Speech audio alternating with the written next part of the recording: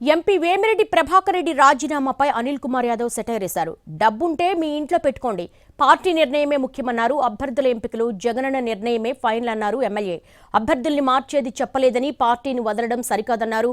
మైనార్టీకి అవకాశం ఇస్తే నచ్చక పార్టీని వీడారంటూ వేమిరెడ్డిపై ఆరోపణలు గుప్పించారు అనిల్ కుమార్ యాదవ్. తన అనుచరులను పార్టీ మారాలని టీడీపీ నేతలు బెదిరిస్తున్నారన్నారు అనిల్. అలాంటి వారి తోలు ఒలిచేస్తానని వార్నింగ్ ఇచ్చారు. పదవులు పొందిన వాళ్ళు వైఎస్ఆర్ కాంగ్రెస్ పార్టీలో గౌరవంతో గౌరవం ఇచ్చిన పార్టీని కేవలం ఒక ముస్లిం అభ్యర్థికి ఇచ్చారని చెప్పి పార్టీని వీడటం ఎంతవరకు సమంజసం అని అడుగుతా ఉన్నా.